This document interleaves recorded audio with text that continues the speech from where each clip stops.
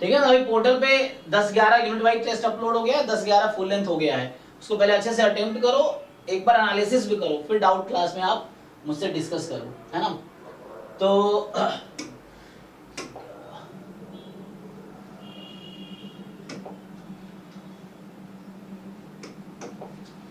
देखिए इनके जो डाउट्स हैं वो देखते हैं जो ग्रुप में आया है ना।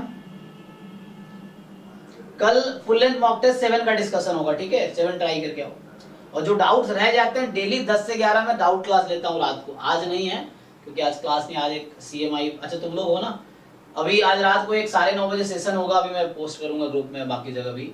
वो CMI डेटा साइंस के 2 बच्चा है जो अभी CMI से डेटा MSc कर रहा है, तो उसको मैंने इनवाइट किया है। तो आज उसका सेशन होगा 9:30 पे, तो वही पोस्ट करूंगा क्लास के बाद बाकी जगह भी। तो आप लोग भी लाइव ज्वाइन कर सकते हो और CMI से रिलेटेड अगर कुछ क्वेरी हो तो पूछ सकते हो, क्योंकि आपके पास अभी क्या ऑप्शन है, एक तो CUET हो गया, फिर ISI का आएगा, CMI का आएगा, यही ऑप्शंस हैं। ये 3 ऑप्शन बचे हैं मुझे लगता है ज़्यादातर, है ना। तो इन जगह MSCs हैं या मास्टर्स है स्टैटिस्टिक्स में या डेटा साइंस में या दूसरे प्रोग्राम में है। तो ISI का एंट्रेंस बाकी है, CMI का बाकी है, CUET का बाकी है। तो जो भी CMI से रिलेटेड क्वेरी होगा उसको आप पूछ सकते हैं। आज अभी 9:30 बजे है सेशन, ठीक है सर। CMI का फॉर्म अभी नहीं आया ना, मतलब कब तक आता है? चेक करना पड़ेगा, अभी आई थिंक आया नहीं, वेबसाइट पे देखना पड़ेगा। CMI की वेबसाइट पे जाकर मुझे याद नहीं, आज रात को तुम पूछ सकते हो, देख लेंगे हम लोग। अभी आइडिया नहीं है मुझे भी, वेबसाइट पे चेक कर सकते हो। चेक करना, अभी ऑनलाइन चेक करो, वेबसाइट पे जाके दिख जाएगा। अभी शायद नहीं आया होगा। चलो ये जो क्वेश्चन पूछा इनका देखते हैं।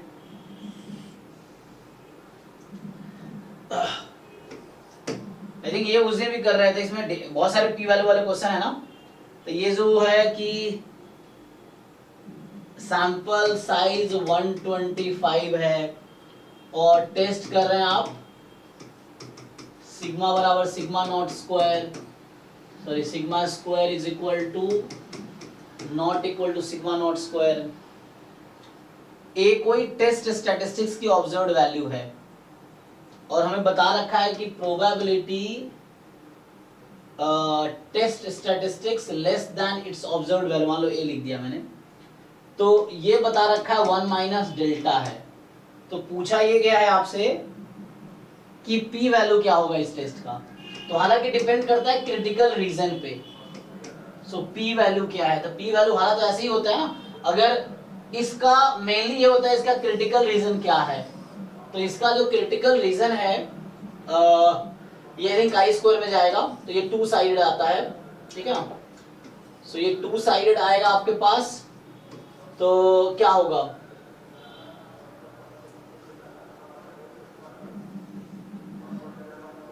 सो test statistics less than something, ये 1 माइनस डेल्टा होगा।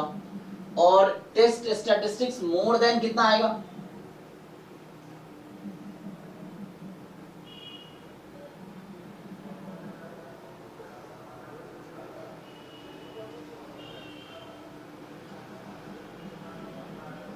हाँ। तो क्वेश्चन इसका क्रिटिकल रीजन क्या होता है,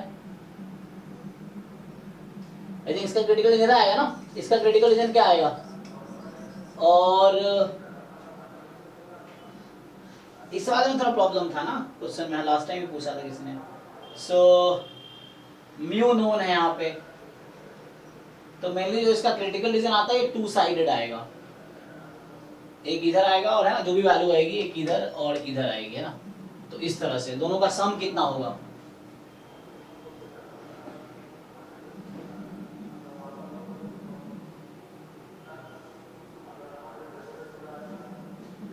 अच्छा इसका ऑप्शन आई थिंक 2 डेल्टा दे रखा है, आंसर की में क्या दे रखा है इस वाले क्वेश्चन का,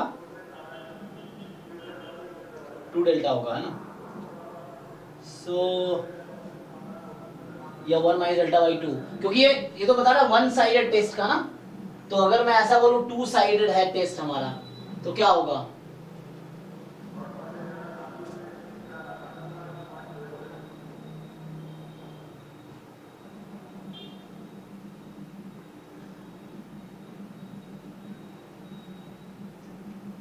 तो मेरा इसका ऐसा होगा कि ये T मोर देन, मान लो इसके ऑब्जेक्ट ज्यादा, इधर कितना डेल्टा आ जाएगी और इधर बोल रहा सिमेट्री की वजह से इधर डेल्टा मिलेगा और इधर भी डेल्टा मिलेगा। तो चेक करो एक बार आंसर की में क्या है, 2 डेल्टा होगा आई थिंक, है ना, क्योंकि यहाँ test statistics more than its observed value, कितनी डेल्टा आ जाएगी ना, तो उधर डेल्टा है लेकिन ये टू साइडेड टेस्ट है, तो डेल्टा प्लस डेल्टा देती है 2 डेल्टा हो जाएगा।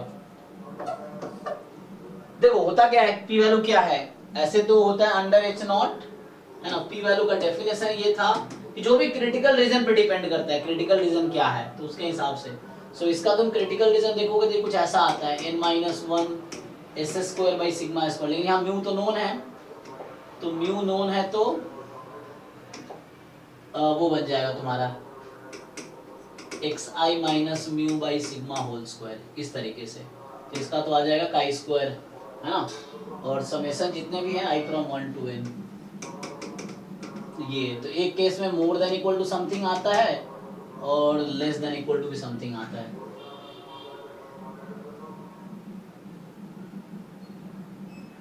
ठीक है, तो इसमें लगता है ये 2 डेल्टा, इसलिए इसका आंसर होगा। ये थोड़ा सा वो है क्योंकि यहाँ पे मोर देन हाँ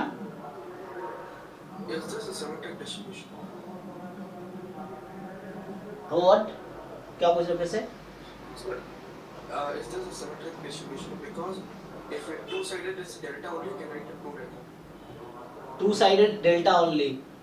No, it's not a symmetric, but actually what we'll do, we'll consider equal probability both side.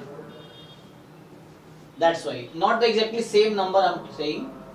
We'll consider equal probability both side. The same probability will consider both side. It is not symmetric. I square is not symmetric. No, for large n it will tend to, है ना, but it is not symmetric about 0. हाँ, तो इसलिए यहाँ पे मतलब we'll consider equal probability both side. That's why delta plus 2 delta बोल रहा हूँ। अच्छा, बाकी क्वेश्चन थोड़े कॉन्सेप्ट क्लियर हो जाएंगे। पहला क्वेश्चन ये आ गया, दूसरा क्वेश्चन देखो जो कह रहा है, तो सेकंड क्वेश्चन से और बेटर हो जाएगा। सेकंड में पी वैल्यू है क्या? नहीं, सेकंड में तो टेस्ट स्टैटिस्टिक्स की वैल्यू पूछ रहा है।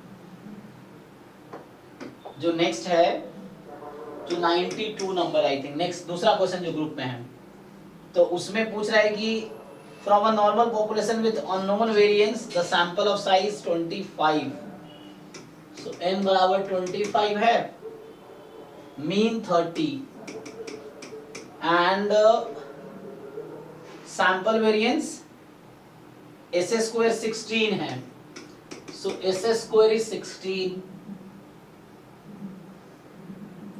और टेस्ट कर रहे हो आप, you are testing mu is 28 versus h1 mu is not 28, so the value of test statistics क्या होगा? तो इसका क्या होता है क्रिटिकल रीजन, इसमें आप रिजेक्शन रीजन क्या लेते हो? तो यहाँ बताओ भाई, नॉर्मल में जब सिग्मा स्क्वायर अननोन है, so what is the critical reason? S square over sigma square. ये यहाँ भी किसके लिए टेस्ट कर रहे हो? Mu D n minus 1 degrees of freedom. ये नहीं होगा ना, Modulus of D n minus 1 degrees of freedom. हाँ, x bar minus mu s by root n, this quantity, ये आएगा कुछ इस तरह से। So this is a test statistics, इसकी वैल्यू निकालनी है आपको, निकाल लोगे भाई? मतलब तुम्हें याद रखना होगा किस वाले नॉर्मल पॉपुलेशन में टेस्टिंग में रिजेक्शन रीजन क्या होता है। जिसकी वैल्यू बताओ, x बार दे रखा है ना, कितना दे रखा है? अच्छा, म्यू तो अंडर h, हमें क्या पूछा है? तो टेस्टिंग में अंडर h नॉट अगर फाइंड करूंगा मैं, the value of test statistics क्या होगा बताओ भाई? तो यहाँ पे मुझे लग रहा है ये x बार 30 था, हाँ वो मैंने गलती से लिख दिया ना। क्या लिखा है इसने? Normal population with unknown variance sample of size 25 with mean 30, okay, sample mean 30 है ना, 25 से दिस मीन x बार है, तो यहाँ से 30 माइनस 28 अंडर h नॉट ले रहा हूँ अपॉन s कितना है 4, रूट n कितना है 5, तो कितना हो गया ये 10/5/2। देखो 5/2 आंसर है 2/5। तो ये टेस्ट स्टैटिस्टिक्स की वैल्यू पूछा था, सो इसकी वैल्यू तो 2.5 आ जाएगा। नेक्स्ट क्वेश्चन में क्या है, जो तीसरा आपने भेजा है 93 नंबर, तो ये कह रहा है कि a random sample of size 16, so n बराबर 16 है, from a normal population with standard deviation 4, so size 16 standard deviation 4, mean 27। एक तो ना समझ नहीं आता ये स्टैंडर्ड डेविएशन, अभी मैं ऐसे लिखता हूँ, देखता हूँ सैंपल का या पॉपुलेशन का है। तो स्टैंडर्ड डेविएशन 4 है और मीन जो है वो 27 है। आप टेस्ट कर रहे हैं mu is equal to 30 versus mu less than 30, तो P value of the test. तो पहले इसका क्रिटिकल रीजन क्या आएगा, कोई बताओ, what is critical reason?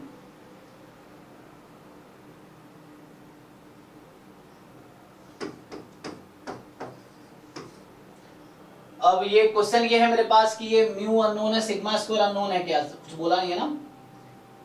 With standard deviation 4, मुझे सैंपल स्टैंडर्ड डेविएशन दे रखा है, सैंपल मीन दे रखा है।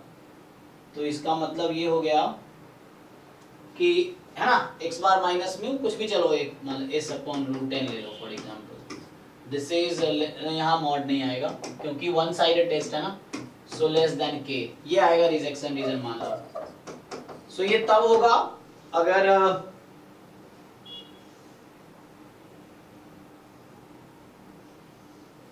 एक तो मुझे समझ नहीं आ रही है यहाँ वेरिएंस नोन है कि अननोन है, कैसे पता चलेगा? मैंने कुछ बताया है? नहीं बताया ना? सर नोन है, स्टैंडर्ड डेविएशन दिया हुआ है ना। लेकिन स्टैंडर्ड डेविएशन किसका है, सैंपल का या पॉपुलेशन का? Not from a normal population. अच्छा, नॉर्मल पॉपुलेशन विथ दिस, तो मतलब ये है, सॉरी, सो इसका मतलब यहाँ पे पॉपुलेशन का स्टैंडर्ड डेविएशन दिया है, तो इसका मतलब है इतने सब वर्ड में बहुत खेल है। और आगे बोला है हैज मीन 27, तो ये x बार है क्योंकि ये सैंपल का मीन है ना, जो सैंपल है उसका मीन 27 है, और ऐसा है यहाँ पे। तो ठीक है, ये सिग्मा बाई रूट 10 कर दो। तो ये आपका क्रिटिकल रीजन है। p वैल्यू पूछा है ना, तो p वैल्यू क्या होता है? So the p value is, जो p वैल्यू होगी वो होगी प्रोबेबिलिटी, ठीक। सो p वैल्यू क्या होगी? Probability test statistics less than its observed value. तो ऑब्जर्व्ड वैल्यू कितनी आएगी? Under h naught when mu is 30। तो x बार हमारे पास 27, उल्टा हो गया, तो देख लो x बार माइनस म्यू है ना, तो 27 माइनस 30 अपॉन सिग्मा कितना है 4, रूट 10 कितना है 4, खत्म हो गया। तो बताओ कितना आएगा ये? तो ये तो आ गया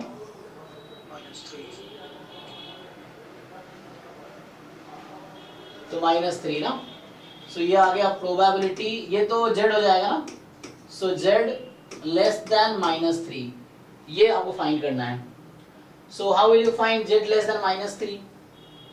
ये 0 है, इधर 3 है, इधर -3 है।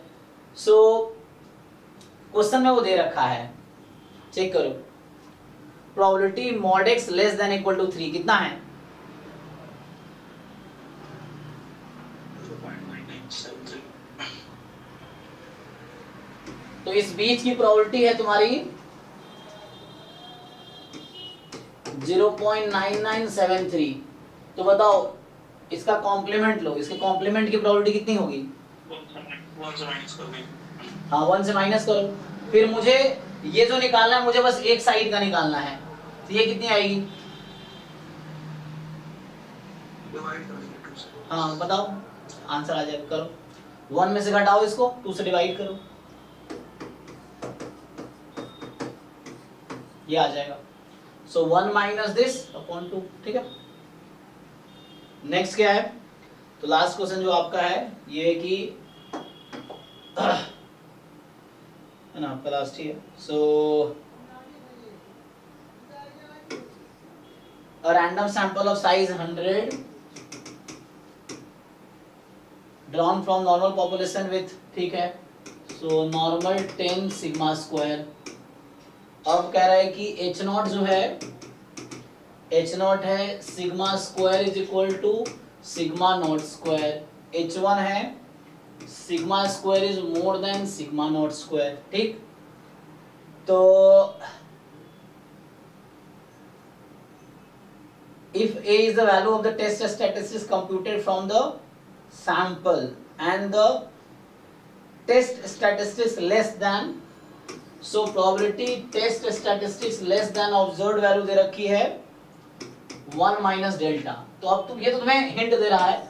अब बताओ इस वाले हाँ वन साइडेड है ना सर, उसी में डेल्टा आ जाएगा. तो क्या है क्रिटिकल रीजन इसका?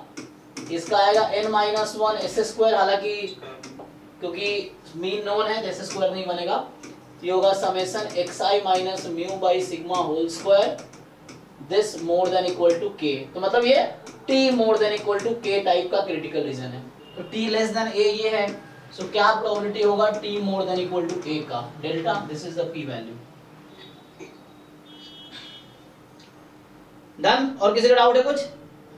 सर एक थ्योरम का डाउट था मुझे सर. बोलो.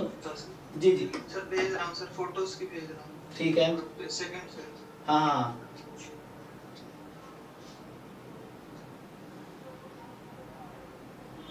कहाँ आपके बता बैक मार.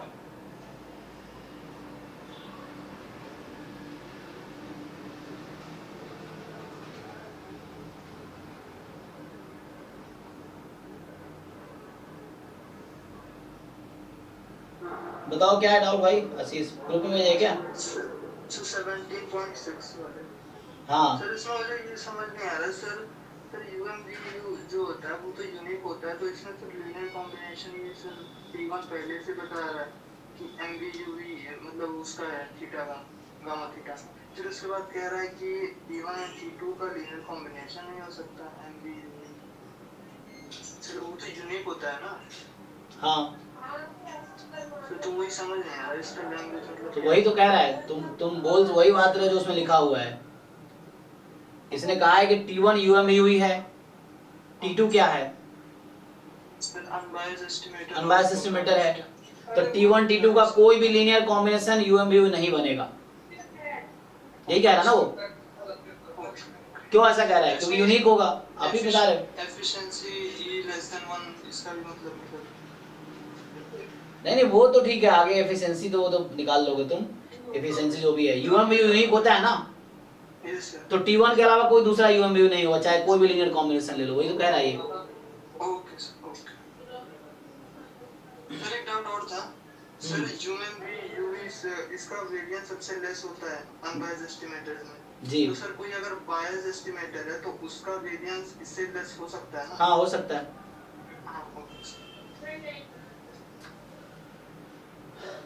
ओके चलिए तो आज की क्लास यहीं स्टॉप करते हैं. तो सब लोग मॉक टेस्ट कंप्लीट. देखो दो चीजें बहुत जरूरी हैं. एक तो सिलेबस PYQ. अगर इन दोनों में ठीक ठाक पकड़ हो गई है तो mock test as a practice के लिए है कि आप अपना लेवल चेक कर सकते हो कि आपका अभी क्या लेवल है. उसमें ठीक ठाक प्रॉब्लम सॉल्विंग होने चाहिए. 3 आपके एग्जाम तो 1 घंटे 45 मिनट के हैं, तो उसमें अटेम्प्ट करो.